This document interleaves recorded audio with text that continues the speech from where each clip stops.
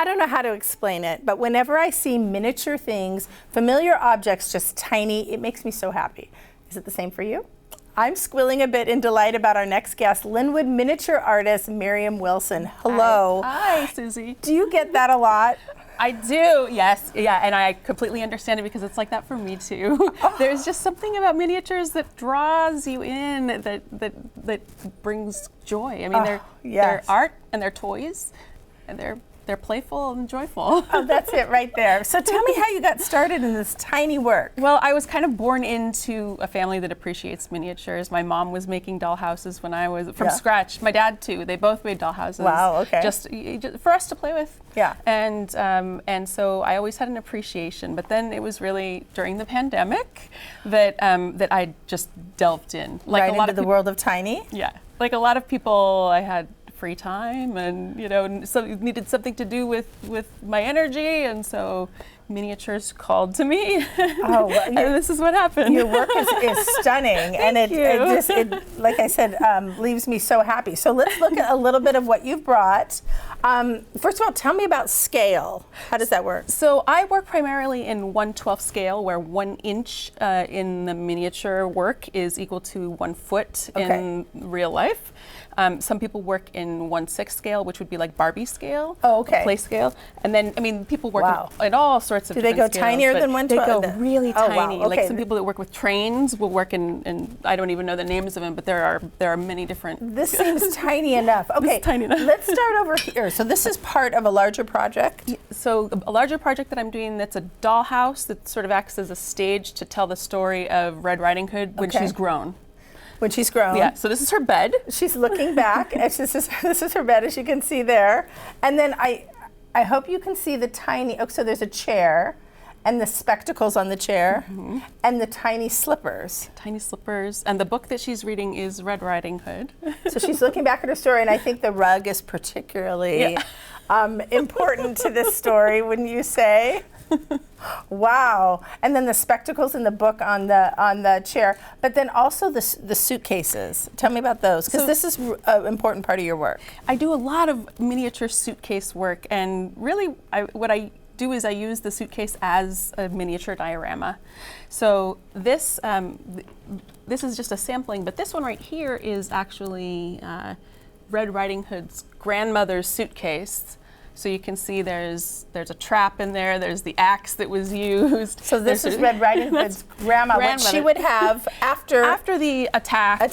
So more aware of what she needs now. Right. To go into the woods. She has some wolfsbane. She has the flowers that Red Riding Hood collected on her way to Grandma's cottage. I like that. And then over here. Over here, there's these are not related to the Red Riding Hood project. This is just a little chest that I made with a lemon tree that I made. The detail just on the lemons. I mean, and on the shading. That's amazing.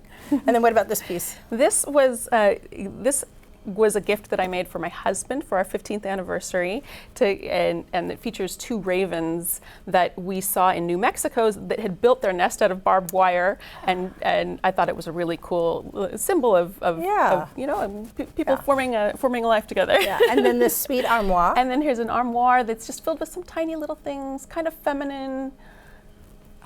Oh, so beautiful. And I went down a rabbit hole with your Instagram, so I want to, can I show that, if that's okay? Oh, please. You have so many fun things on your Instagram, and I know a lot of people found you that way. And just, like I said, you just start, and I think you're building a suitcase here. Yes, yeah.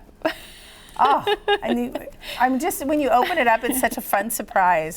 Look at that. That is to acknowledge some community work that a friend of mine called PDX Dinorama does in Portland.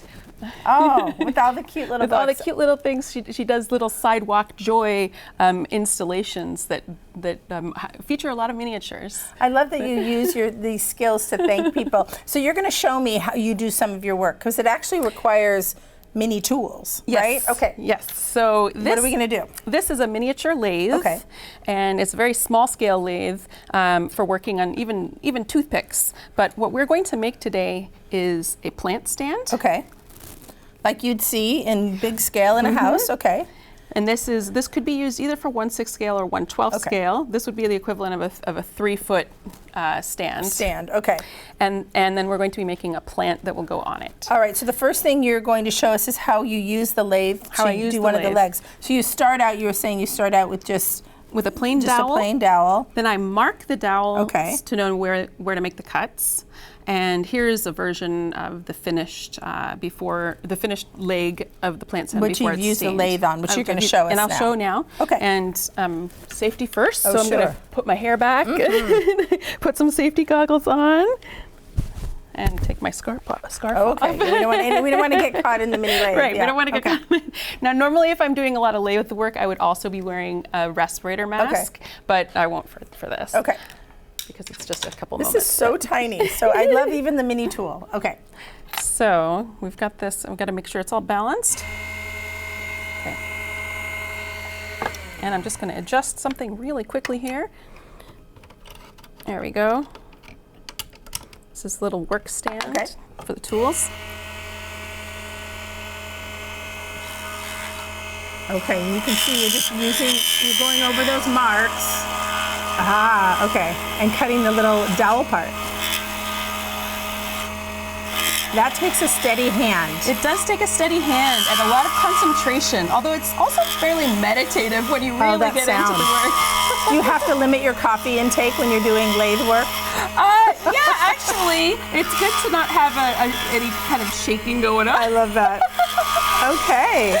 So that kind of maybe gives an idea. Yeah, I love that. What we're doing. Okay, let's make a plant if we can. I don't want to run out of time before we get to do that. So we take our dowel and you've painted it. Yes, so this way, so what I do, I use I actually use a wood stain marker and I stain it right on there. So then what I'll do is I take, this is a miter box and a miter saw.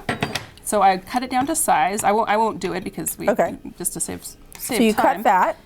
And the next step is to make the base on the top. And you were showing me that you'll even use this knife and you'll cut out the circles top and bottom. So it's called a jeweler's saw, and so you can do really fine cuts in wood. All right. And we sand it, and then we stain it, and then we glue it together. Okay, and so this part's done, and I get to make a plant? Yes. So I have my little... We have a little, I'm taking out some air dry clay. Okay, so this is a little bit of a clay. And we're just going to take a lump of this and press it into the pot there. And then you're going to get our dirt out next, or so I want you all to see the dirt, or the plants next. Whoops, I don't want to do that there. Okay. So I'm hurrying because I want everyone to see how cool this is. Do I need to push it more or no? I think we'll push it down as much as it can go with still a little bit of space for the leaves. There we go. And then we'll just stick those in. I'm going to stick the leaves in. Yeah. We're making a fern, people. Oh, I love it. And then while you're doing that, she showed me the dirt, which is red tea. It's just tea that's been brewed and dried. If you can see that. And so after you brew it, there's no odor. And then we just put in some dirt. I'm going to do it not as well as you are. Oh, you've got the teaspoon? What we would do next is put some glue on top. I'm ruining it all. It's fine. We can do it this way just for so just for the camera, we put some glue on, and then you can see the dirt. How cute is that? I have a potted plant, people. Look at that. Okay, and then voila. And there it is. Oh my goodness. That's so fun. Oh. Thank you so much for sharing your talent. Thank you so much, Susie. This was wonderful. It makes me so happy. Thank you. And thanks for spending time with us today. You can check out our website for more of our content. You can always send us an email to share your thoughts. Don't forget to enjoy your new day, mini or large, and we'll see you next time.